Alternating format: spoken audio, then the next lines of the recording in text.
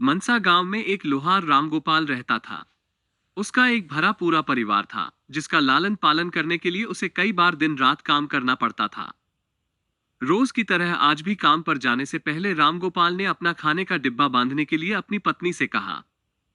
पत्नी जब डिब्बा लेकर आई तो रामगोपाल ने कहा, मुझे आज आने में देर हो जाएगी, शायद मैं रात को ही आऊं। इतना कहकर रामगोपाल अपने काम पर निकल गया। काम पर जाने का रास्ता एक जंगल से होकर गुजरता था। वहां जैसे ही रामगोपाल पहुंचा उसे कुछ आवाज सुनाई दी।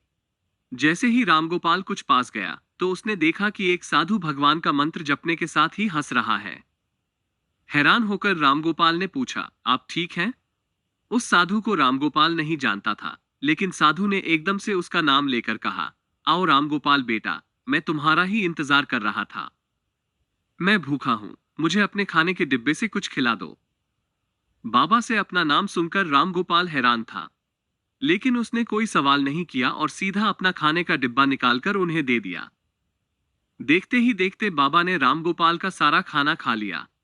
उसके बाद उस साधु ने कहा, बेटा मैं तो सारा खाना खा गया, अब तुम क्या खाओगे? मुझे माफ करना। रामगोपाल ने कहा, कोई बात नहीं बाबा, मैं काम के लिए बाजार जा रहा हूं, तो मैं वहीं कुछ खा लूंगा। ये सुनकर उस साधु ने रामगोपाल को खूब आशीर्वाद दिया और भेंट के तौर पर एक हथौड़ा दे दिया। रामगोपाल ने कहा, आपका आशीर्वाद काफी है, मैं इस हथौड़े का क्या करूंगा? इसे आप ही रखिए। साधु ने जवाब देते हुए कहा, बेटा यह मामूली हथौड़ा नहीं है, ये जादुई हथौड़ा है जो मेरे गुरु ने मुझे दिया था और अब मैं तुझे दे रहा हूं, क्योंकि तुम्हारा दिल साफ है। इसका इस्तेमाल अच्छे कामों के लिए ही करना और किसी दूसरे के हाथ में इसे कभी मत देना। इतना कहकर वो बाबा वहां से अदृश्य हो गए। रामगोपाल अपने हाथों में हथौड़ा लेकर बाजार काम करने के लिए चला गया। औजार बनाने से पहले उसके दिमाग में आया कि आज इसी हथौड़े से लोहा पीटता हूं। जैसे ही उसने लोहे पर हथौड़े से चोट मारी वो सीधा औजार बन गया। दूसरी चोट में लोहे के बर्तन बन गए। रामगोपाल समझ गया कि यह सही में जादुई हथौड़ा है। वो जो बनाने की सोच के साथ लोहे पर चोट मारता, लोहा सीधा वही बन जाता। जादुई हथौड़े की वजह से रामगोपाल का काम जल्दी खत्म हो गया और वो अपने साथ ही उस जादुई हथौड़े को घर ले गया।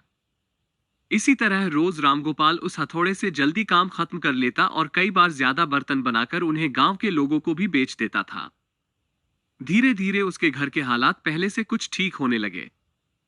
एक दिन गांव का मुखिया उसके घर आया और बोला, हम गांव वालों को शहर जाने में बहुत ज्यादा समय लगता है, क्या तुम अपने हथौड़े से गांव और शहर के बीच आने वाला एक पहाड़ तोड़ने में मदद करोगे? इससे बीच में एक सड़क बना लेंगे और गांव से शहर का सफर आसान और छोटा हो जाएगा। मुखिया की बात सुनकर रामगोपाल ने उस जादुई हथौड़े से उस पहाड़ को तोड़ दिया। मुखिया और गांव के लोग बहुत खुश हुए और उसे खूब शाबाशी दी। पहाड़ तोड़ने के बाद घर लौटते समय लोहार के मन में हुआ कि इस जादुई हथौड़े से मेरा काम जल्दी हो जाता है, लेकिन कुछ ज्यादा फायदा तो हो नहीं रहा है। इसी सोच में डूबे हुए लोहार घर जाने की जगह दुखी होकर जंगल की तरफ चला गया। उस जंगल में वही साधु बाबा लोहार को दोबारा दिखा। लोहार ने उन्हें अपने मन की सारी बातें बता दी। साधु ने कहा, इसका उपयोग सिर्फ औजार और बर्तन बनाने व पहाड़ तोड़ने तक सीमित नहीं है। इससे तुम अपने मन का कुछ भी बना सकते हो और किसी भी कठिन चीज को आसानी से तोड़ सकते हो। रामगोपाल ने अच्छे से साधु बाबा से उस जादुई हथौड़े को इस्तेमाल करने का तरीका सीखा। उसके बाद रामगोपाल ने बहुत धन कमाया। आज रामगोपाल एक अमीर आदमी बन गया है। अभी भी वो जब भी जरूरत महसूस होती है उस जादुई हथौड़े का इस्तेमाल कर लेता है।